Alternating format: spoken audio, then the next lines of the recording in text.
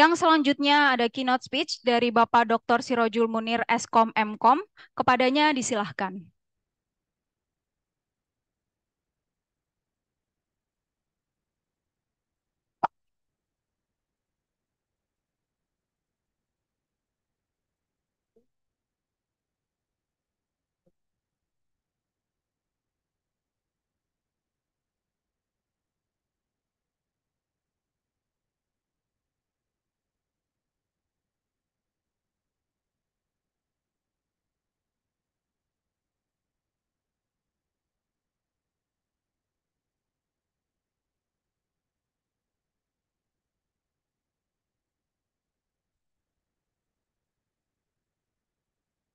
Baik, Bismillahirrahmanirrahim. Assalamualaikum warahmatullahi wabarakatuh. Ya, Alhamdulillahirrahmanirrahim. Puji syukur kehadirat Allah Subhanahu wa Ta'ala.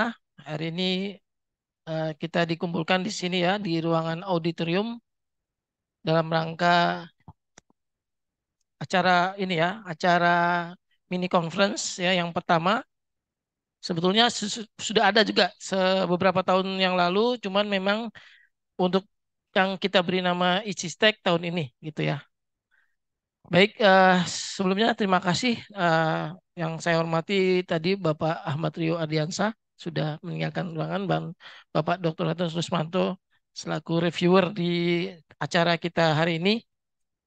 Untuk apa namanya untuk memberi awalan ya dari acara mini conference ini saya akan menyampaikan beberapa hal ya terkait tentang riset dan penelitian.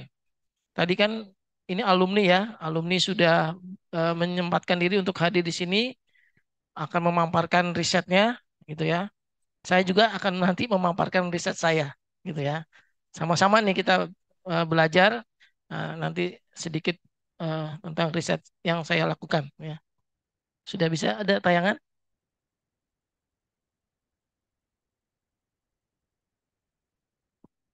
Jadi insya Allah ini acaranya adalah acara yang rutin ya akan dilakukan di STT Terpadu Nurul Fikri untuk meningkatkan suasana akademik gitu ya. Tidak hanya belajar aja di ruangan tapi juga ada penelitiannya di sini ya, penelitian dan pengabdian masyarakat.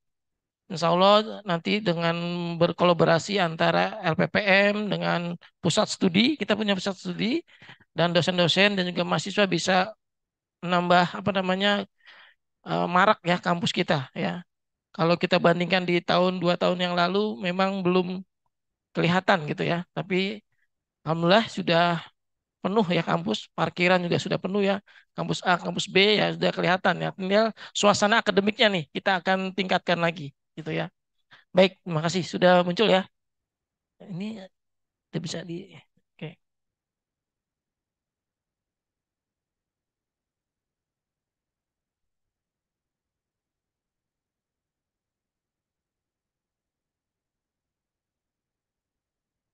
Oke, bisa ya.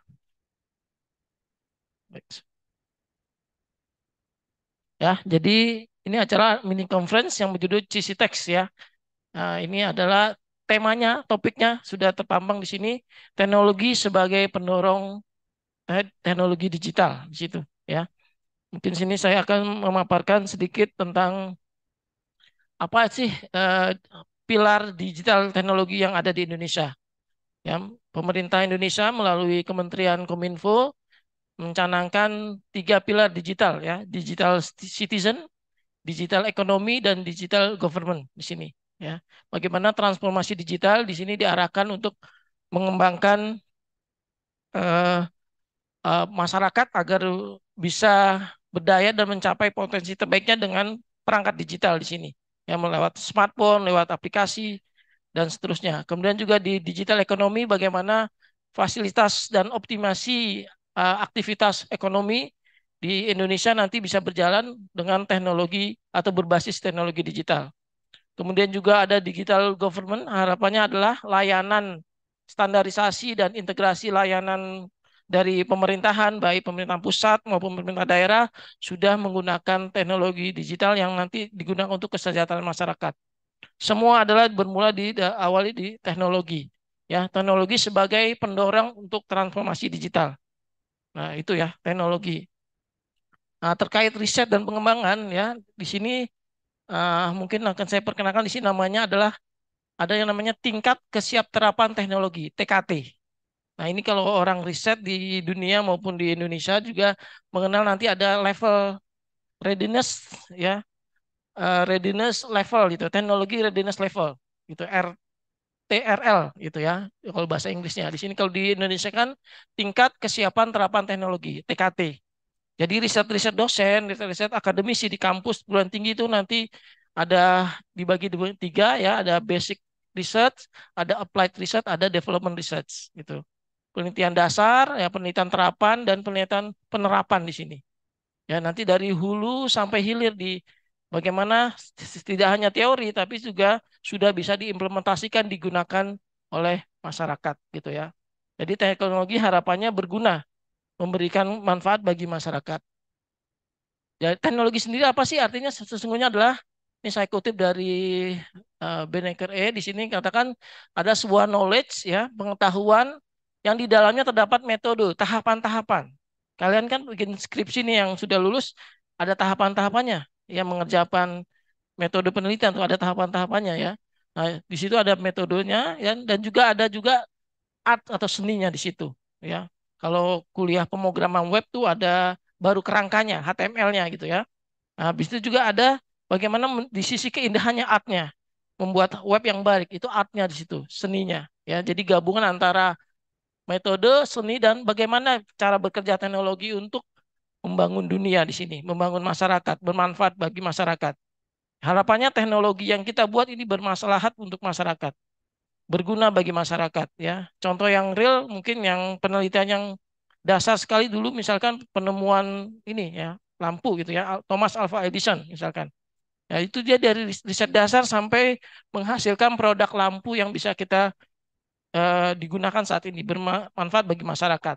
Pahalanya itu besar sekali gitu ya. Tapi ada juga teknologi yang tidak bermanfaat gitu atau mudaratnya lebih besar dibanding baiknya misalkan. Teknologi contohnya bom nuklir atau bom gitu ya yang dikembangkan apa EMC kuadrat Albert Einstein ya. Bom itu digunakan untuk menghancurkan kota contohnya. Seperti sekarang ya ada perang di Palestina. Baiknya kita membuat teknologi yang memberikan kemaslahatan bagi masyarakat ya karena atau bagi manusia bagi umat ya sebaik-baiknya manusia adalah yang paling banyak manfaatnya bagi manusia lain. Jadi teknologi yang kita buat ini bisa bermanfaat bagi manusia lain mulai dari hulu sampai hilir. Kalian bikin aplikasi web misalkan atau aplikasi mobile itu bisa bermanfaat bagi masyarakat. Tadi ada tiga pilar ya, citizen, apa tadi ya, ekonomi bisnis dan pemerintahan ya. Kemudian di sini teknologinya ya. Jadi TKT 1 itu apa aja sih ini ya? Jadi prinsip dasar di sini ya, konsep dasar itu adanya di penelitian tingkat pertama, tingkat 1 gitu ya. 1 sampai 3 ya di sini. Kalau di dosen itu nanti kalau di sini ada dosen namanya penelitian dasar dosen itu. Ada kategorinya nih penelitian dosen, dasar dosen. Di sini mengembangkan teori-teori di sini. Ya, contohnya teori Einstein EMC kuadrat itu ada di bagian teori ini. Nah, kemudian masuk ke dalam laboratorium atau prototipe aplikasi yang diuji di lingkungan masih di lingkungan terbatas gitu ya. Kalian uji nih, dites dulu nih di user kan dites dulu kan, bikin aplikasi dites dulu tuh di user yang terbatas 10 orang nanti diambil kuesionernya kan. Nah, itu mungkin masuk bagian sini nih, 4, 5, 6. Nah, kalau sudah jadi oke, produksi massal, maka di TKT-nya ada 7, 8, 9. Sudah benar-benar di lingkungan yang teruji, digunakan oleh banyak user nantinya. Jadi penelitian itu ada tahapannya seperti ini, ya. Jadi TKT 1 sampai TKT 9 gitu ya. Nah, mungkin kalau di STT ya untuk kita nih banyak bermain di sini penelitian 5, 6, 7 ya penelitiannya ya atau sampai 9 bahkan. Ya, kalau di STT karena kita langsung tidak mengembangkan metode di sini. S1 tidak dituntut untuk mengembangkan metode, membuat metode baru tidak dituntut. Menggunakan metode yang baru. Contohnya menggunakan framework apa? Laravel gitu kan. Nah, itu contohnya seperti itu ya. Nah, ini ya. Jadi ada penelitian dasar, penelitian terapan, penelitian apa? Penerapan di situ. Ya, tahapan-tahapannya di sini konsep dasar di depan, kemudian berikutnya adalah diterapkan dalam lingkungan yang terbatas, akhirnya nanti diterapkan dalam lingkungan yang sebenarnya untuk bisa dites digunakan oleh orang banyak, bermanfaat bagi orang banyak, gitu ya. Oke, saya masuk di sini ya, ini baru awalan. Saya akan masuk ke teknologi sebagai pendorong transformasi digital sesuai judul kita hari ini. Saya akan fokus di bidang pertanian karena saya risetnya di sini di bidang pertanian. Kuliah S3-nya gitu ya. Nanti case studinya adalah agriculture to agritech ya. Pertanian menggunakan teknologi nanti gitu ya. Apa saja yang ada di situ ya, ada banyak di situ yang bisa diterapkan teknologi di bidang komputer gitu ya. Karena jurusannya komputer tapi untuk pertanian kebutuhannya ya nanti. Ya, ada precision agriculture, ya ini pertanian presisi. Indonesia kan negara agraris ya, banyak eh, perkebunan di situ ya, banyak pertanian di situ ya. Bagaimana bertaninya yang presisi, presisi kapan waktunya menanam, ya, kapan waktunya memanen, kapan memberi pupuk yang bagus, yang ukurannya, kebutuhannya gitu ya. Nah, itu harus presisi gitu ya. Contoh gampangnya misalkan kalian pergi ke rumah saya misalkan, ada 4 orang misalkan. Nah, saya tawarkan air putih semua. Nah, itu nggak presisi. Saya sama ratakan semua air putih semua. Harusnya ditanya dulu. Yang nomor satu mau apa? Saya mau sirup, saya mau kopi misalkan. Mau teh. Yang satu emang lagi penyakitan, maunya air putih aja misalkan. Misalkan gitu ya. Ya, jadi tergantung kebutuhan masing-masing. Itu presisi namanya. Nanti dibuatkan. Tidak disamaratakan, ya, tidak homogen. Demikian juga ketika memberi apa ya? Contohnya memberi pupuk ke atau ke tanaman. Kan ada tanaman sehat, ada tanaman kurang sehat. Nah, itu harus dideteksi di situ. Nah, makanya nanti diberikan pupuk istilahnya di sini dengan secara presisi gitu ya. Ada juga smart farming di situ. Pertanian yang menggunakan lahan terbatas ya, misalkan menggunakan greenhouse ya. Ya, nanti menerapkan IoT, ya, ini IoT juga banyak juga ada dosen di STT ya, Dr. Lukman tuh risetnya banyak ke IoT juga ya. Kemudian juga ada remote sensing di sini, bagaimana menggunakan teknologi jarak jauh. Contohnya drone, misalkan mengambil data citra di suatu pertanian atau menggunakan satelit ya. Ya, saya nanti menggunakan satelit risetnya ya. Ada remote sensing, nah nanti menghasilkan data-data yang sifatnya big data. Ini juga jadi mata kuliah nih di STT ya, big data ya. Nah, kemudian menggunakan machine learning, ya, bagaimana nanti menggunakan algoritma-algoritma. Nah, kemudian juga ada otomatisasi menggunakan AI dan juga teknologinya bisa menggunakan blockchain. Ini adalah teknologi yang bisa diterapkan di bidang pertanian, gitu ya. Jadi riset-riset teman-teman saya ini rata-rata ke arah seperti ini, ya, dengan produk yang berbeda-beda, ya. Jadi bagaimana data ini mendrive suatu lahan pertanian nanti untuk diproses. Ya, jadi berbasis data, jadi ya, menggunakan data yang diambil dari hasil-hasil riset gitu ya. Nah, saya akan fokus ke menceritakan nih sedikit ya sekilas aja nanti karena waktunya cukup pendek di sini. Saya akan menjelaskan eh, disertasi saya yaitu berkenaan dengan pengembangan sistem rekomendasi pemupukan di perkebunan kelapa sawit. Ya, ini cerita tentang bagaimana membuat suatu sistem, membuat software, membuat aplikasi mulai dari TKT 1 sampai TKT 9 gitu ya. Mulai dari eh, pemodelan ya sampai dengan nanti diimplementasikan. Nah, di sini menggunakan metode CRISP sih ya, data mining di sini. Ini kalau ada mahasiswa data mining saya ini pernah disampaikan di perkuliahan ya tentang metode ini ya. Apa sih data mining dulu ya? Data mining ini adalah suatu ilmu ya yang mempelajari metode untuk mengekstrak knowledge, pengetahuan dan menemukan pola-pola yang ada di dalam suatu data, data yang kita kumpulkan tentunya, yang besar dan kompleks gitu ya. Nah, nanti di dalamnya termasuk bagaimana mendefinisikan pengumpulan data, ya, kemudian melakukan praproses, melakukan pemodelan, ada klasifikasi, menggunakan database, disimpan datanya untuk dianalisis, kemudian di hasilnya dievaluasi, gitu ya, data mining. Jadi di dalamnya terdapat adalah mencari knowledge, ya, nah, hal-hal yang baru, knowledge yang baru dari suatu pola-pola yang ada di dalam dataset. Itu data mining, ya definisinya, definisi singkatnya, ya. Nah, di dalam data mining itu ada namanya atau aliasnya adalah namanya knowledge discovery in database. Bagaimana menemukan knowledge pengetahuan di dalam suatu database atau database penyimpanan di sini ya. Ini belajar ya di basis data satu mungkin ya ada data dikumpulin, dari data dijadikan informasi, ya kan? Ya, kemudian dari informasi disaring lagi knowledge-nya, misalkan. Nah, ini didetailkan ya di mata kuliah basis data ya. Kemudian diambil insight-nya, apa pola yang ada, kemudian diambil keputusannya, gitu misalkan gitu ya. Ya, jadi nanti proses data mining ya diantaranya tadi ya memilih data, melakukan praproses data, melakukan transformasi data, mendapatkan polanya, baru nanti dapat knowledge-nya. Knowledge-nya inilah nanti diambil keputusan untuk tadi kemaslahatan umat tadi. Ya, contohnya ya. Nah, ini di sini di CRISP data mining itu adalah metode atau proses atau framework di data mining, ya. Di mana framework ini memecah siklus penelitian atau siklus teknologi ini menjadi beberapa fase. Ada 6 fase di sini, ya. Fase memahami data, memahami bisnis proses, kemudian memahami data, data understanding, memahami data preparation, ya, atau proses data preparation, kemudian ada modeling, evaluasi dan deployment. Ini ya, semua TKT ada di sini semua. Jadi yang TKT 1 sampai TKT 9 misalkan gitu ya. Jadi proses data mining di sini. Ya, ini yang dilakukan gitu ya. Oke, kita bahas satu persatu. Kita bahas fase pertama, memahami bisnis proses. Jadi saya akan melakukan suatu pertanian presisi di kelapa sawit ya. Jadi Indonesia adalah pengekspor terbesar kelapa sawit di dunia dengan Malaysia. Ya, devisa besarnya itu berasal dari salah satunya adalah perkebunan kelapa sawit, gitu ya. Nah, jadi riset yang saya lakukan ini sesungguhnya ada lanjutan riset sebelumnya. Jadi sudah ada riset sebelumnya yang menggambarkan sistem yang namanya Persipam di sini. Uits. Ada yang mengembangkan sistem Persipam. Ya, sistem ini sudah dikembangkan oleh peneliti sebelumnya. Dia menggunakan teknologi berbasis satelit Sentinel-2A. Ini nama satelit ya.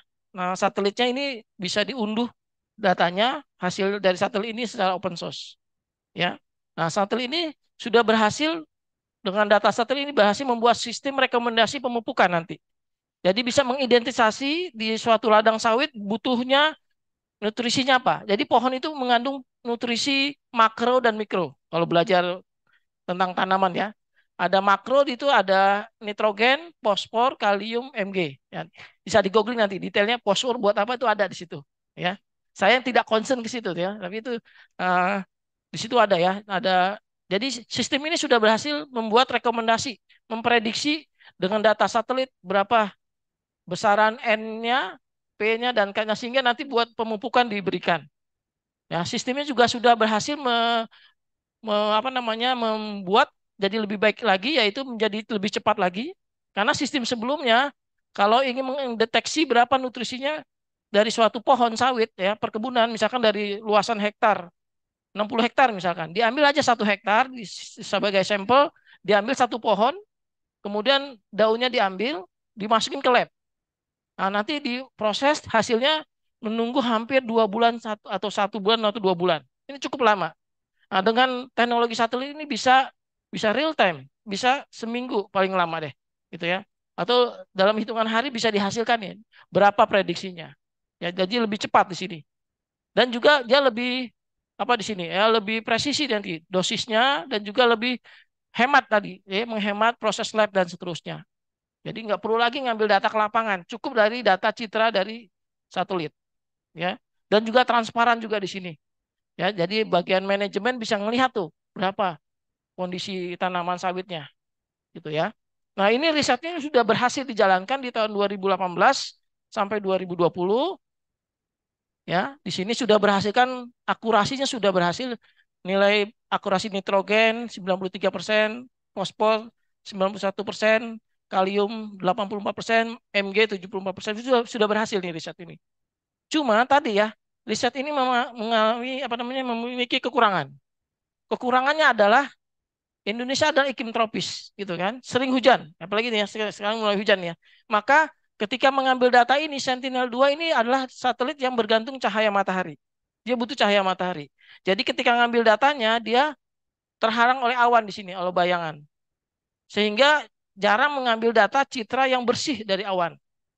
Ya, sehingga nanti perhitungan untuk ininya nih rekomendasinya atau perhitungan nutrisinya sangat bias gitu ya. Jadi ada blank spot lah istilahnya. Jadi ada halangan awan. Ini dari Sentinel-2A gitu ya. Nah, di situ ternyata ada lagi satelit lain ternyata juga lebih yang bisa nembus awan. Namanya satelitnya adalah satelit Sentinel-1. Dia berbasis radar. Nah, dia bisa menembus awan nih. Dia bisa mengambil data malam hari maupun siang hari, tergantung kita gitu, ngambil datanya kapan. Nah, ini dengan data ini saya akan menutupi kekurangan dari Sentinel-2 ini. Ini riset saya, segala garis besar gitu ya. Jadi ada penelitian sebelumnya ya. Kalian juga gitu kan, TA kan ada penelitian sebelumnya, pengembangan gitu kan. Ya berarti sudah ada riset sebelumnya gitu ya. Makanya diminta studi literatur minimal berapa? 5 atau 4 ya. Di bab berapa? Bab 2 ya. Nah, di bab 2 tuh ada tuh nanti gitu ya. Nah, saya juga demikian, sudah ada penelitian sebelumnya, saya sedang melanjutkan lagi gitu ya. Jadi melanjutkan lagi di sini. Nah, ini tadi ya satelit itu ada dua jenis ya, satelit yang berbasis sensor pasif ya, dia bergantung sinar matahari. Jadi kalau mataharinya terang awan nggak bisa diambil citranya dengan baik ya. Ada lagi berbasis radar, cuman memiliki kelebihan dan kekurangan tadi ya. Kalau radar dia cuma dua datanya, cuma dua ya. Lebih sulit nih. Kalau yang tadi yang pasif dia datanya ada 13. Ibaratnya matanya tuh ada 13. Dia matanya cuma dua gitu kan. Nah, bagaimana nanti paling tidak menutupi kekurangan yang ada di sini karena awan tadi gitu ya. Itu riset saya gitu ya. Jadi menggunakan dataset baru. Nah, kemudian ada biasa ya, di penelitian ada pertanyaan penelitian kan? Di bab berapa? Bab 1 ya. Ya, saya juga ada penelitian penelitian S3 di situ ada juga bagaimana menganalisa atributnya gitu kan. Ya, kemudian ada 3 tuh bagaimana membuat modelnya nanti untuk prediksi nutrisinya. Kemudian setelah modelnya didapat, bagaimana nanti menghitung rekomendasi pupuknya. Ya misalkan udah ditahu nih nitrogennya ada berapa di sini, nanti kasih pupuknya berapa. Nah itu sampai 3 pertanyaan ini. Nah ini harus dijawab di mana? Di mana jawabnya? Di kesimpulan nanti ya. Oke, ini pertanyaan penelitian. Ada juga nanti tujuan dan manfaat, ada juga kan ya di bab 1 ya. Nah, tujuannya ngapain nih gitu ya. Nah, sambungkan tujuan dengan tadi yang 3 tadi, sambungkan. Harus nyambung tuh. Kedua, tujuannya adalah menganalisis data misalkan citra Sentinel-1. Kedua, membuat model ya. Ketiga, mengembangkan model rekomendasi. Jadi ada disambungkan tuh antara tujuan dan apa tadi ini ya, tujuan dengan rumusan masalah tadi ya, pertanyaan penelitian.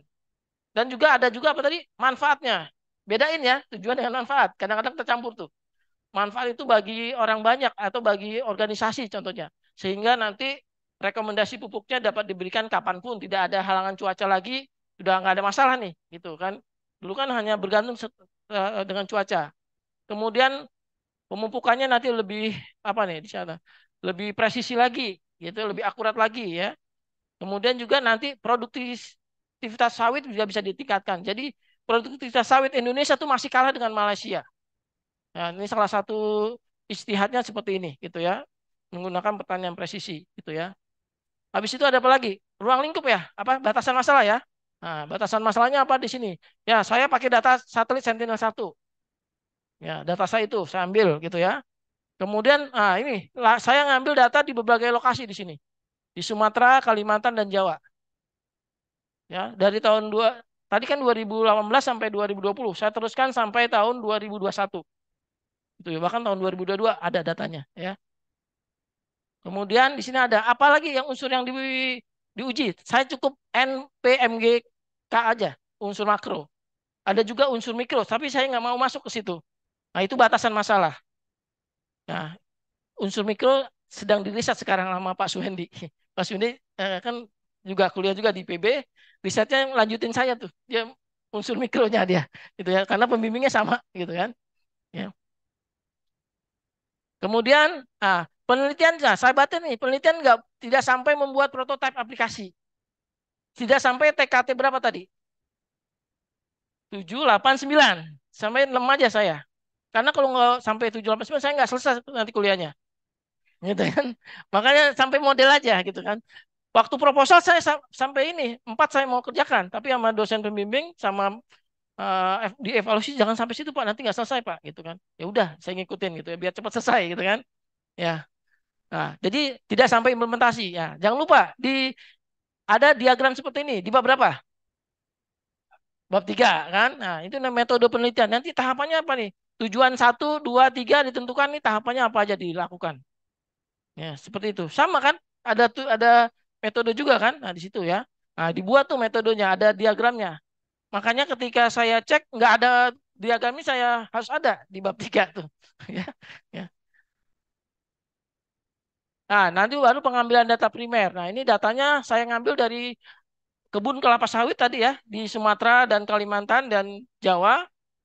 Nah, kemudian nanti datanya akan diambil disesuaikan dengan data GPS gitu ya. Jadi ketika mengambil daun nih, ini contohnya lagi mengambil daun, nanti dicatat di GPS-nya. Ini berapa titiknya. Nah, nanti diambil data satelitnya, disesuaikan dengan GPS itu, lokasinya ada di mana. Tanggalnya juga disesuaikan dengan sekitaran situ. Nah, ini riset saya. Alhamdulillah datanya open source nih. Kita bisa download bebas. Alhamdulillah. Gitu ya. Data citra ini. Tapi yang ini mahal bayarnya nih. Ini miliaran nih. Ngambil data ini diolah ke lab miliaran. Kebetulan saya gabung ke tim riset pembimbing. Dia sampai mengerjakan dapat hibah lah istilahnya ya. Nah kemudian, nah ini ya. Ini contoh. Ini ngambil di Kalimantan nih saya ngambil. Ya, saya pernah ke sini selama seminggu di sini. Gitu ya.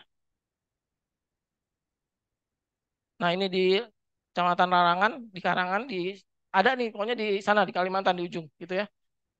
Nah, ini konvoy pakai mobil-mobil gini, ini sembari jalan-jalan enak, gitu kan. Ini ada Pak Muyasar di sini nih, Pak Muyasar ya, gitu ya.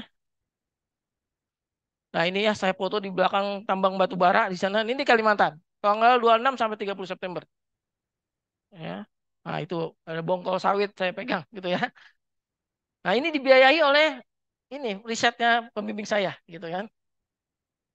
Nah, ini ngambil di mana nih? Jalan-jalan lagi ke mana? Ke Sumatera nih. Nah, nih. Kemudian saya jadi tim leader saya di situ, membawahi teman-teman S2 dan S1 ikutan. Pak Mulyasan ini lagi S2 nih ya. Itu ada teman-teman S1 ngikut semua nih. Naik perahu seperti ini, ngambil data. Menarik penelitian gitu di lapangan gitu ya. Nah, ini ceritanya tuh foto-foto lah gitu ya dengan ini ya, narsis di kebun kebun orang gitu ya. Ini kebun rakyat kebetulan Apkasindo ya, gitu ya. Nah ini ya ngambil kebun sawit gambut di sini nih. Ada tragedi di sini. Pak Muyasar jatuh di sini nih. Tragedi. Tanya, tanya ada Pak Muyasar nggak di sini? Ah, no, orangnya tuh dia jatuh nih di sini nih. Ya. Handphonenya basah gitu ya. Jadi cerita kenangan kita itu ya. Ini ngambil di waktu di Sumatera kemarin. Ya. Nah itu fase ketiga. Habis itu datanya sudah diambil, kita proses nih. Datanya diproses di lab, kemudian kita ambil dari citra, kita olah datanya. Ini hasilnya datanya. Numerikal ya. Kemudian data ini kita olah, kemudian diproses deh di feature selection. Nah, ini mulai masuk saya komputasi di sini, komputer ya. Datanya ada 1.000 ya. Kemudian nah ini hasilnya ini ya. Ini fase ketiga ya tadi ya di data mining tadi ya. Nah, atribut-atributnya yang berpengaruh. Kemudian ya saya cepat aja karena tuh jamnya tuh udah 50 detik tuh ya. Di sini datasetnya seperti ini nih, hasilnya saya menggunakan algoritma di sini. Algoritma yang saya gunakan di sini algoritma random forest regression di sini. Nah, dibuat modelnya, pemodelan dengan komputasi pakai bahasa pemrograman Python saya gunakan di sini. Ada ya, nah ini regression ya, random forest. Saya cepatkan lagi. Nah, nanti ada evaluasinya, jangan lupa. Ya, kalian juga ada evaluasinya kan? Dari UAT ada evaluasinya berapa persen tuh tingkat penerimaan aplikasinya. Ini juga ada nih evaluasinya. Modelnya ada correctness-nya berapa ya. Targetnya tadi ya di atas 90% misalkan. Nah, ini contohnya evaluasinya NPKMG dapat di datanya ya. Kemudian nah ini hasilnya. Nah, ini kita bandingkan dengan penelitian sebelumnya. Penelitian sebelumnya sudah sampai 93%. Saya baru 90%. Kenapa? Masih kecil nih. Nggak apa-apa karena dia ini datanya matanya 13 tadi kan. Ini matanya cuma 2 tadi kan. Ya, ini matanya banyak. Jadi akan menutupi nanti, tetap basis ke sini. Tapi sudah mengatasi tadi masalah apa tadi? Awan tadi sudah teratasi, gitu ya. Nah, jadi ini hasilnya sudah bisa dihasilkan sehingga nanti dikembangkan. Nah, ini sudah bisa membuat rekomendasi. Awalnya bolong-bolong di sini ya karena awan, sekarang sudah bersih nih. Nah, ini artinya peta sebaran itu nitrogen, fosfor dan seterusnya di kebun Kalyanisa yang Kalimantan yang saya kunjungi tadi itu. Ya, ini peta sebarannya. Kalau hijau berarti ini baik ya. Nanti ada yang merah kurang misalkan gitu. Jadi early warning system nih, sistem pendeteksian dini. Kalau merah berarti kurang nih, harus segera diberi pupuk. Contohnya gitu, ya. Ya, ini kebun ini yang di Indragiri Hilir yang di Sumatera ini, ya. Ini saya nggak ke sana nih, ya. Ini di Batam ke arah sana ya. Nah, ini hasilnya juga sudah bisa ditayangkan sebaran nutrisinya. Jadi masih aman nih karena pemberian pupuknya baik di contohnya ya. Nah, di sini nanti ada evaluasinya berapa nilainya, persentasenya muncul nih. Ini yang akan muncul di abstrak nanti ya. Ya, harus muncul angka-angka ini di abstrak. Berapa hasilnya? Di kesimpulan nanti dia munculkan di abstrak juga, gitu ya. Nah, ini saya tahap ketiga saya tidak ceritakan, ini detail lagi perjalanannya untuk menghitung ini tahap ketiga saya langsung aja sudah dapat nih. Ya, jadi saya adanya kebaharuan saya di risetnya adalah inovasi teknologi untuk rekomendasi pemupukan. Jadi ada inovasi di situ. Nah, ini ada simpulan dan saran ya. Ada simpulan juga di sini. Ya, sama kalian saya juga ngerjain ini TA nih ya. Nah, itu ada sarannya juga kan? Nah, ada saran juga. Nah, saran ini nanti bisa dibaca oleh penelitian berikutnya. Contohnya Pak Suwendi baca saran saya ini, gitu kan, untuk melanjutkan penelitian berikutnya, gitu ya. Nah, ini kontribusi. Nah, kalau di S3 harus ada kontribusi penelitian, ya, atau kebaharuan penelitian. Walaupun kebaharuan penelitiannya seujung jarum atau sebisul gitu jarum itu baru gelar doktornya di situ, kebaharuannya di situ. Nah, kebaharuan saya adalah di sini di bagian inovasi teknologi untuk bidang penelitian ya, menggunakan model sistem cerdas untuk status hara, rekomendasi pemupukan. Kalau ini nggak bisa diklaim nih, ini hanya kontribusi nih. Dibantah sama penguji ini bukan kebaharuan, ini kontribusi penelitian. Ya, karena menggunakan metode yang sudah ada ya, random forest sudah ada metodenya. Nah, saya menggabungkan metode-metode itu menjadi suatu sistem, itu kebaruannya. Ini baru sampai TKT berapa tadi? TKT 5 ya. Nah, TKT 6-nya dikerjakan di luar tim. Nah, ini paper saya ya, tadi ada paper publikasi ya, ini publikasi. Jangan lupa kalian publikasi nggak kemarin di jurnal. Nah, ini saya juga publikasi juga nih di jurnal Q1, Q2 di sini ya. Ini bersama pembimbing saya di sini nama-namanya. Jadi nama pembimbing dicantumkan di sini ya. Jadi jangan dikomplain pembimbing karena pembimbing berperan serta di sini. Penguji juga berperan serta. Jangan dicoret gitu kan. Kalau nggak ada dia approve gitu ya. Ini saya pembimbing saya ada 4, saya tampilkan semua gitu. Karena saya yang mengerjakan dari sini, akhirnya dia nomor 1 di sini gitu ya. Kalau misalkan pembimbing saya nomor 2, Rojul, saya mau extend papernya ya. Saya nanti di nomor 1 ya. Ya saya oke kan gitu misalkan. Nah, jadi saling memberi ilmu di situ ya. Nah, penting sekali itu ya. Etika berpublikasi gitu ya. Jadi jangan ditinggalkan pembimbingnya ya. Ya. Nah, ini juga paper yang kedua. Jadi syarat lulusnya harus ada 2 paper. Nah, ini fase ke-6. Jadi aplikasi model yang saya kembangkan ini sudah diterapkan di sistem yang baru sudah mensupport teknologi radar. Awalnya teknologi satelit Sentinel-1, 2 sudah mensupport teknologi radar. Sudah TKT 6 sini. Ya, sudah diterapkan di pupuk Kaltim. Ini ada websitenya saya hidden websitenya.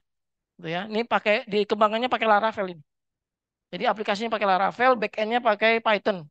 Machine learning-nya tadi ya pakai random forest regression. Ya, jadi sudah diterapkan tuh di dalam deployment. Sudah digunakan untuk rekomendasi pemupukan seluruh Indonesia. Pelanggan pupuk Altim gitu ya. Kalau lihat ada foto-foto jalan-jalan saya di pupuk Altim itu ya, foto-foto ya. Nah, ini hasil rekomendasinya nih contohnya nih. Ini aplikasinya kalau saya ada laptop saya lihatkan tapi nggak perlu lagi ya ini ya. Oke. Saya mau masuk kesimpulan ya. Kesimpulannya jadi apa? Metode CRISP-DM ini dan Machine Learning Random Forest Regression dapat diterapkan nih dalam riset saya untuk pengembangan sistem informasi rekomendasi pupuk kelapa sawit. Nah, ini hasil-hasilnya seperti ini kesimpulannya. Nah, itulah cerita ya. Cerita tentang TA saya. Nanti baru TA-nya teman-teman semua di sini. Ya. di mini conference tahun depan nanti harusnya yang yang belum ya. Nah, siap-siap nanti gitu ya. Nah, mungkin itu aja dari saya. Mudah-mudahan ini ya merefresh kembali ya apa namanya kuliah gitu ya yang sudah lulus. Dari saya cukup sekian, mungkin ada sesi tanya jawab ya. Saya kembalikan ke MC dulu deh.